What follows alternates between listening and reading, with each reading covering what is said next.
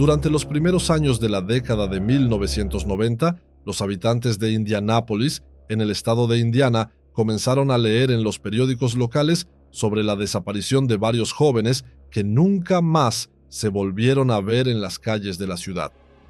Todos ellos eran hombres homosexuales, miembros de una comunidad que empezaba a emerger, pero que seguía siendo marginada por la sociedad conservadora. Incluso las autoridades parecían no dar demasiada importancia al asunto. La creencia generalizada era que estos jóvenes probablemente se habían trasladado a ciudades más grandes y progresistas, como San Francisco o Nueva York, donde la homosexualidad no era vista como una desviación. Según la policía, las únicas víctimas eran las familias que habían sido abandonadas sin siquiera una despedida. Sin embargo, a medida que el número de desapariciones aumentaba, algunas personas en la comunidad comenzaron a sospechar que algo andaba mal en esa sociedad conservadora. El primero en sospechar de un posible asesinato fue un detective privado llamado Virgil Vandagriff. Pero ni siquiera él podía imaginarse que se enfrentaría a un monstruo. Mucho menos que este monstruo resultaría ser un empresario casado y padre de familia. Herb Baumeister tenía una apariencia tan normal que, cuando se descubrieron los oscuros secretos de su alma, aquellos que lo conocían se dieron cuenta de que, en realidad, nunca lo habían conocido. Era un padre de familia y un empresario que apoyaba causas benéficas locales. Entonces, ¿cómo fue posible que en el jardín de su casa se encontraran restos de más de 10.000 fragmentos humanos? Herbert Richard Baumeister nació el 7 de abril de 1947 en Indianápolis, Indiana, hijo del doctor Herbert Eugene y Elizabeth Baumeister. Después de él, la familia tuvo otros 3 hijos. Su padre, anestesiólogo, avanzó en su carrera médica, lo que permitió a la familia mudarse finalmente a Washington Township, una zona habitada por personas acomodadas. La infancia de Herbert parecía normal. Sin embargo, al llegar a la adolescencia, quedó claro que algo en él no estaba bien.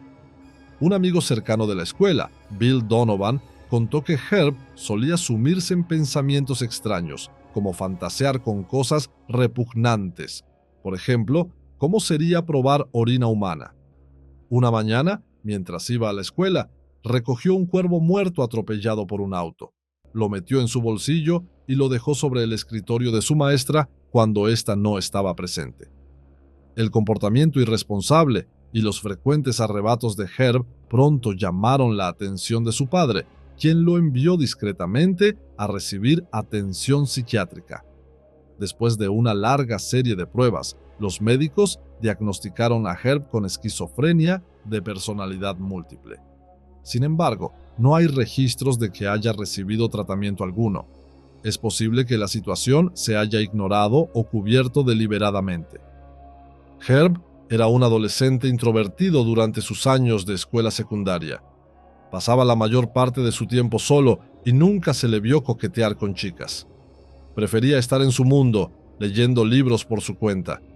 En sus años universitarios, su comportamiento no cambió mucho. Abandonó la universidad en su primer año y pasó los siguientes 4 años inscribiéndose en diferentes instituciones, pero nunca logró graduarse. El padre de Herb era un hombre respetado en la comunidad, y gracias a su insistencia, Herb consiguió un trabajo como operador de fotocopias en el prestigioso periódico Indianapolis Star. Sin embargo, tenía una personalidad extremadamente sensible respecto a cómo lo percibían sus superiores. Herb tenía una obsesión por ser alguien importante. A pesar de vestir bien y mostrar entusiasmo, no lograba encajar en su entorno laboral. Su comportamiento extraño lo llevó a cambiar de trabajo varias veces. Su padre siempre intervenía para ayudarlo a conseguir un nuevo empleo, pero Herb seguía teniendo actitudes inapropiadas, como orinar en lugares inapropiados. En noviembre de 1971, Herb se casó con Juliana Saiter en una iglesia de Indianápolis. Julie era una graduada universitaria y lo conoció a través de un amigo en común. Julie quedó impresionada por Herb, y durante su primera conversación descubrieron que compartían muchos intereses. Ambos eran republicanos y soñaban con algún día tener su propio negocio. Después de casarse, Julie dejó su trabajo como instructora de periodismo en la escuela secundaria para concentrarse en formar una familia. Mientras tanto, Herb, con la ayuda de su padre, consiguió un empleo bien remunerado en BMW.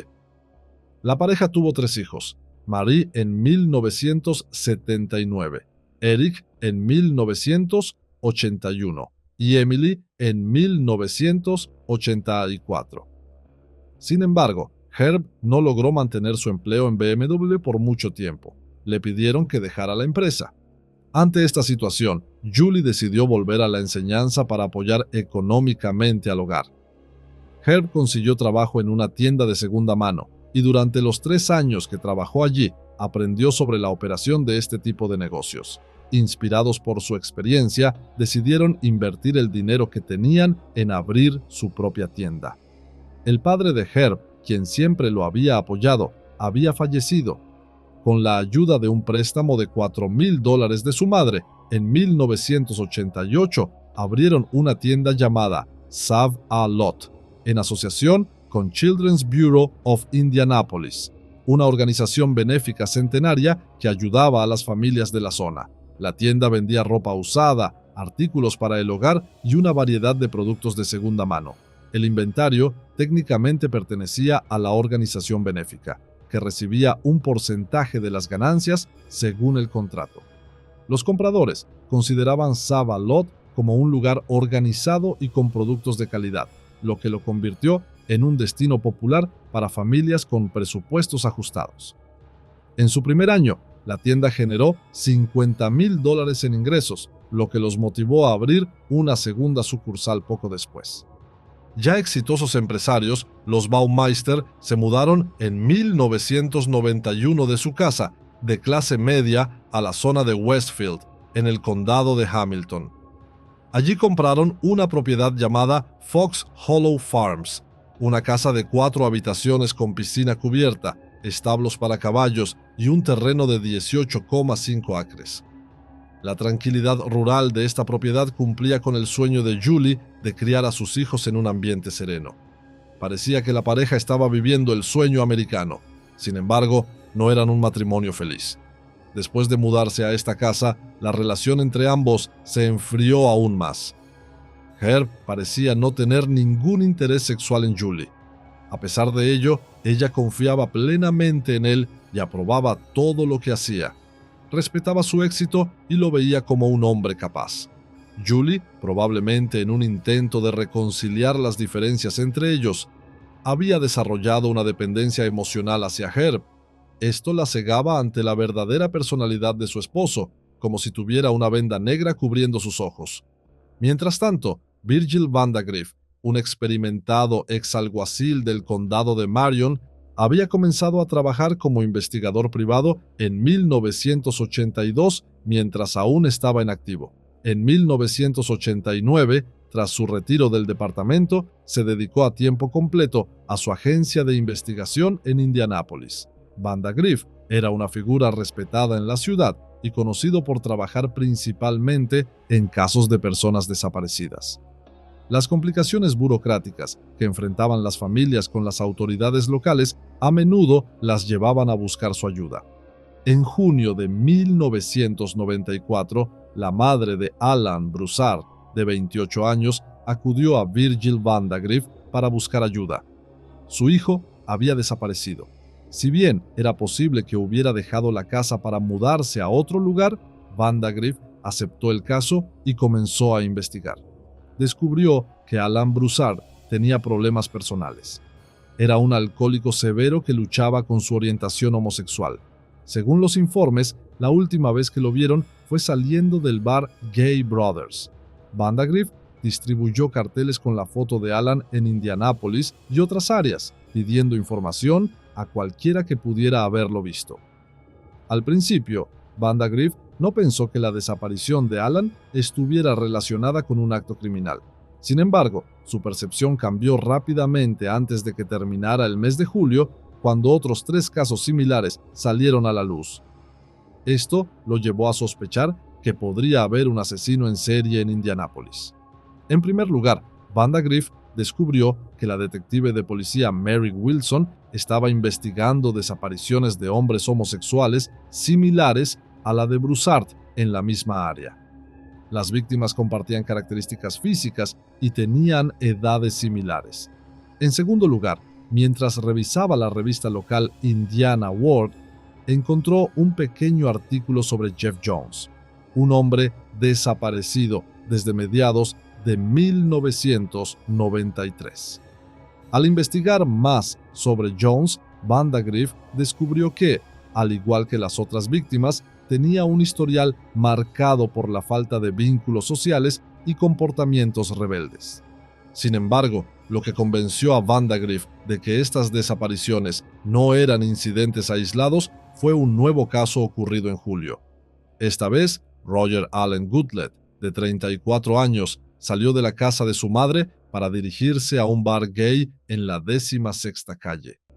Nunca regresó. La madre de Goodlett también acudió a Vandagriff, ya que no quería esperar los 30 días obligatorios para presentar una denuncia de desaparición. Vandagriff estaba convencido de que las 3 desapariciones de las que tenía conocimiento estaban conectadas. Vandagriff y su colega, el detective Bill Hillsley, comenzaron a investigar los bares gay de la ciudad. Sin embargo, no obtuvieron mucha información. Los dueños de los bares y los clientes habituales parecían demasiado asustados para hablar. A pesar de esto, lograron descubrir que Goodlett había salido en un coche azul claro con placas de Ohio, acompañado de otro hombre. Lamentablemente, cuando Vandagriff entregó esta información a la policía, se encontró con indiferencia. Pero el detective privado no se desanimó. Sabía que estaba tras algo importante y tenía la experiencia suficiente para comprender la lógica detrás de este caso. Con el tiempo, recibió una pista clave. En agosto, solo unas semanas después de asumir el caso, apareció un nuevo testigo. Tony Harris, un hombre que conocía a Roger Goodlett de los bares gay locales, había visto los carteles de Vandagriff y creía tener información crucial para resolver el misterio. Según Harris, había estado con un hombre que estaba seguro de que era un asesino en serie. Cuando intentó contarle esto a la policía, lo trataron como si estuviera loco. Tony Harris había visto y hablado con el asesino. De hecho, mirando hacia atrás, parecía que milagrosamente había escapado con vida. Durante las semanas siguientes, Tony visitó la oficina de Vandagriff varias veces y, en cada ocasión, recordaba más detalles sobre su encuentro. Tony temía por su vida, pero a medida que ganaba confianza en Vandagriff, comenzó a abrirse más. Con su consentimiento, las entrevistas fueron grabadas. Según Tony, había conocido al sospechoso en el 501 Club, un bar gay local en la ciudad. El hombre era alto, delgado y reservado. Lo que llamó la atención de Tony fue cómo este extraño observaba de manera obsesiva el cartel de personas desaparecidas de Roger Goodlett que colgaba detrás de la barra. Sospechando que este desconocido podría estar relacionado con la desaparición de Roger, Tony se acercó a él con la esperanza de obtener información. El hombre, que se presentó como Brian Smart, desvió las preguntas de Tony sobre Roger y en su lugar lo invitó a pasar la noche juntos. Dijo que era un paisajista de Ohio y que actualmente vivía en una casa desocupada en las afueras de la ciudad. Tony aceptó la invitación. Afuera, se subieron al automóvil gris de Brian, con placas de Ohio.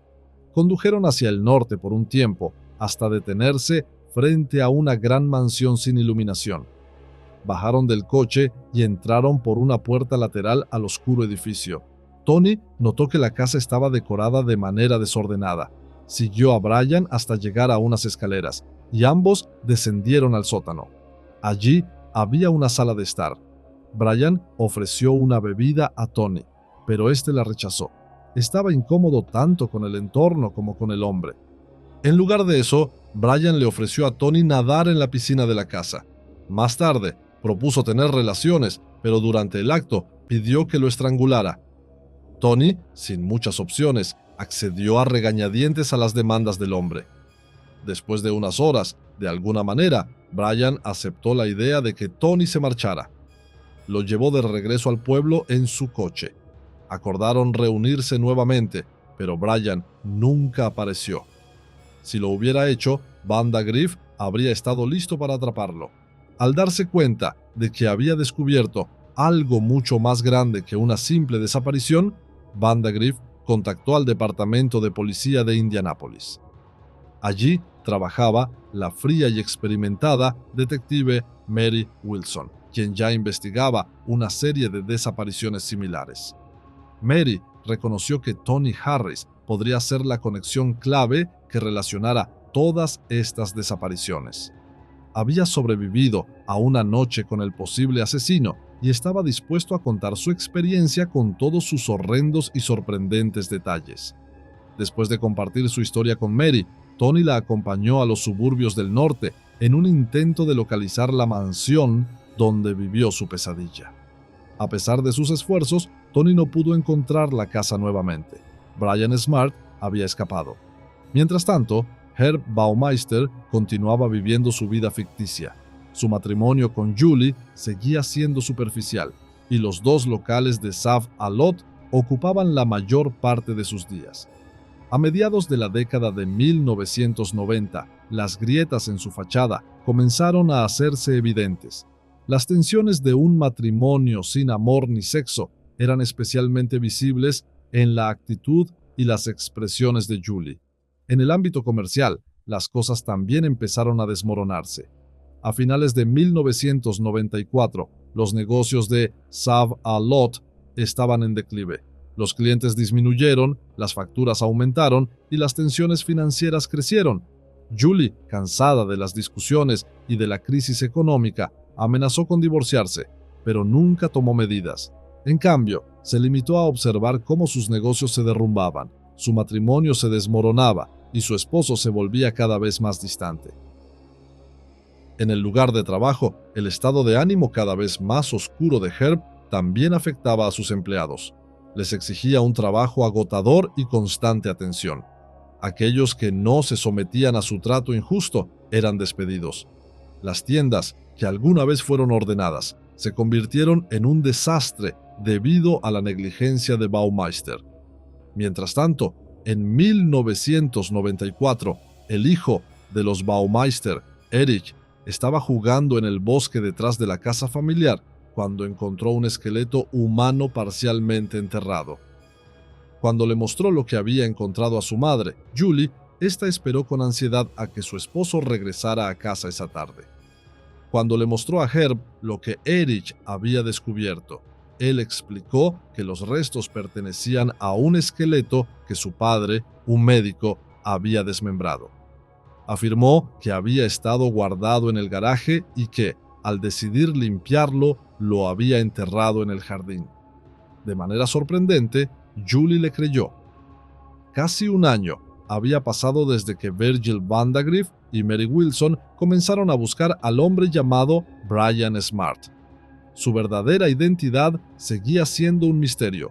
Finalmente, las pistas sólidas que Vandagriff y Wilson necesitaban comenzaron a surgir.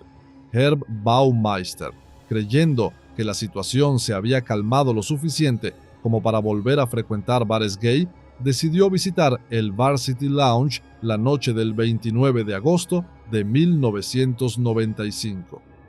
Tony Harris, quien había perdido la esperanza de volver a ver a Brian Smart, también estaba en el bar esa noche. Cuando Tony vio a Brian, casi se desmayó de la emoción. Observó al hombre con cuidado durante toda la noche y, al final, logró tomar la matrícula de la camioneta con la que Baumeister salió del bar. A la mañana siguiente, al enterarse de que Tony tenía una matrícula, Mary Wilson supo que finalmente habían encontrado una pista crucial en el caso.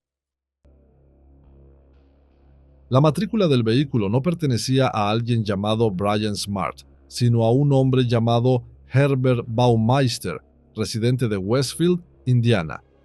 Vivía con su esposa e hijos en una mansión llamada Fox Hollow Farms. Al investigar, Mary descubrió que la casa tenía una piscina en el sótano, lo que confirmaba que la vivienda donde Tony había pasado aquella aterradora noche era efectivamente la de Baumeister. Tras observar a Herbert Baumeister durante un tiempo, Mary y su superior decidieron confrontarlo directamente. El 1 de noviembre fueron a su tienda para hacerle algunas preguntas. Los detectives fueron directos sobre su interés en las desapariciones de varias personas. Al comprender la gravedad de las preguntas, Herb se negó a cooperar, declarando que solo hablaría en presencia de su abogado. Por el momento, no había mucho más que pudieran hacer, pero tanto Mary como el teniente Thomas tenían serias sospechas sobre él. Ante la falta de cooperación de Herb, Mary decidió intentar hablar con su esposa, Julie. Sin embargo, Julie también rechazó la solicitud de Mary para registrar la propiedad. A pesar de ello, Mary dejó su tarjeta y pidió que la contactara si llegaba a cambiar de opinión o si algo sucedía. En el hogar de los Baumeister, las cosas iban de mal en peor. Las dificultades comerciales y matrimoniales se intensificaban y ahora la presión de la policía sobre Herb solo empeoraba las tensiones en la familia. El comportamiento de Herb se tornaba cada vez más inquietante y evidente para quienes lo rodeaban. En junio de 1996, Julie finalmente reunió el valor para enfrentar la realidad. Durante ese tiempo, su esposo Herb se había convertido en un hombre cada vez más paranoico. Cuando Children's Bureau decidió en mayo cancelar el contrato con las dos fallidas tiendas Save-A-Lot, Herb pareció perder por completo el control. La vida en el hogar se volvió insoportable para Julie. Tanto ella como Herb habían iniciado procesos de divorcio por separado. En medio de todo esto, Julie comenzó a sentir un creciente distanciamiento emocional hacia Herb. El 23 de junio de 1996, mientras Herb y su hijo Eric estaban fuera de la ciudad, Julie llamó a su abogado y expresó su disposición a hablar con la detective Mary Wilson. Cuando Mary y varios oficiales llegaron a la propiedad, Julie los condujo al patio trasero y señaló el lugar donde su hijo Eric había encontrado un esqueleto 2 años antes. Explicó que hasta ahora no había informado a las autoridades porque había creído en la historia de Herb de que los huesos pertenecían a un esqueleto utilizado en estudios médicos por su padre, un médico. Sin embargo, los comportamientos erráticos recientes de Herb habían hecho que Julie comenzara a dudar de aquella versión. A primera vista, el jardín parecía normal, pero cuando los oficiales comenzaron a patear ligeramente la tierra y la hierba baja, se toparon con un hueso parcialmente quemado de aproximadamente 30 centímetros de largo. No estaban seguros de si pertenecía a un humano.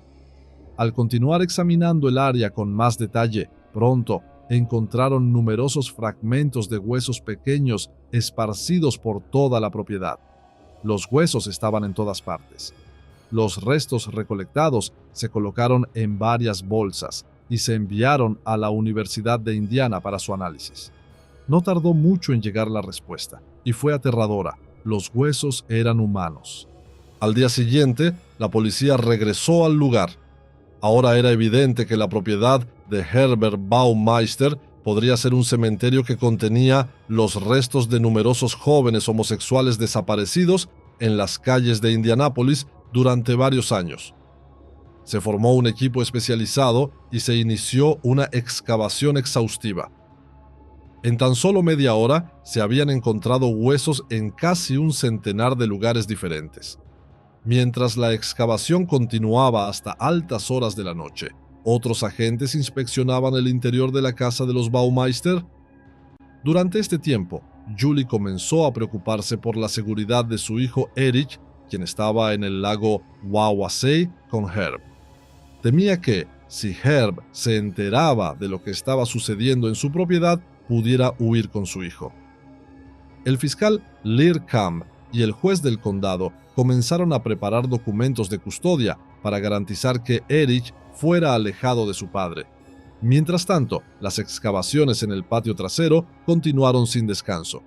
El número de personas involucradas en las búsquedas creció hasta incluir aproximadamente 60 voluntarios.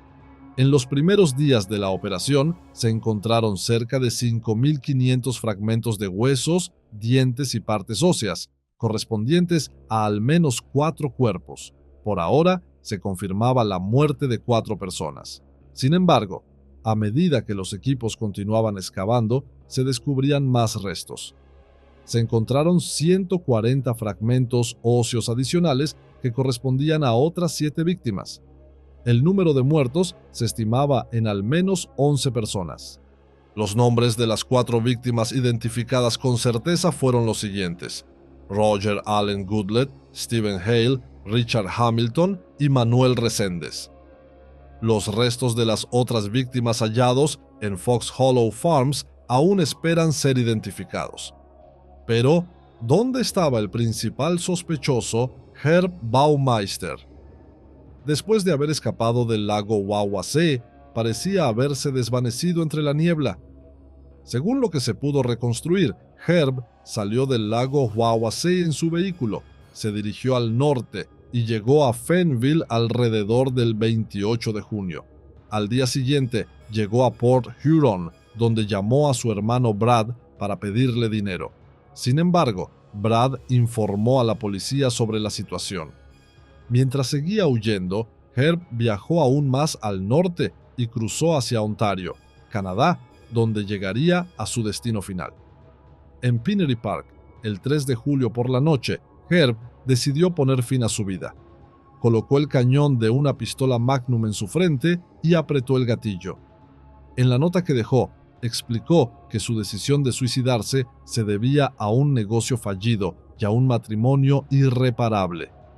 Curiosamente, no hizo mención alguna de los esqueletos que había dejado atrás en Westfield. No confesó sus crímenes antes de morir. Vandagriff, al principio de su investigación, había establecido una posible conexión entre las desapariciones de hombres homosexuales en Indianápolis y los asesinatos de hombres homosexuales que habían sido estrangulados y cuyos cuerpos se encontraron a lo largo de la carretera interestatal 70 en Ohio. Tony Harris, al dar su declaración, proporcionó información que Vandagriff compartió con David Lindelof, fiscal del condado de Preble, Ohio, quien lideraba la investigación de los crímenes denominados los asesinatos de la I-70. Ambos coincidieron en que había similitudes notables entre los casos. El último asesinato conocido de la IP-70 ocurrió en 1990, poco antes de que comenzaran las desapariciones en Indianápolis. La fotografía de Baumeister coincidía con el retrato robot elaborado a partir de las descripciones de testigos que afirmaban haber visto al asesino de la I-70. Incluso, un testigo identificó la imagen de Herb como la misma persona que, en 1988, había llevado a su amigo desde un bar hasta su casa. Al día siguiente, su amigo, Michael Riley, fue encontrado muerto. Poco después, representantes de los estados de Ohio e Indiana organizaron una conferencia de prensa donde establecieron un vínculo definitivo entre Baumeister y los asesinatos de la I-70. Sin embargo, dado que Baumeister estaba muerto, determinar con certeza quién estaba detrás de esos crímenes se volvió prácticamente imposible. De esta manera, la identidad del asesino de la autopista Plymouth 70 sigue siendo un misterio. En 2024, el análisis de ADN de los restos óseos hallados en Fox Hollow Farms sigue en curso. Hasta el momento, la cantidad de víctimas identificadas ha aumentado a 25 personas, según datos recopilados hasta junio de 2024. Sin embargo, el panorama sigue siendo aterradoramente incierto. Es evidente que esta cifra no se limitará a 25, ya que se calcula que los restos humanos encontrados en la propiedad ascienden a aproximadamente 10.000 fragmentos.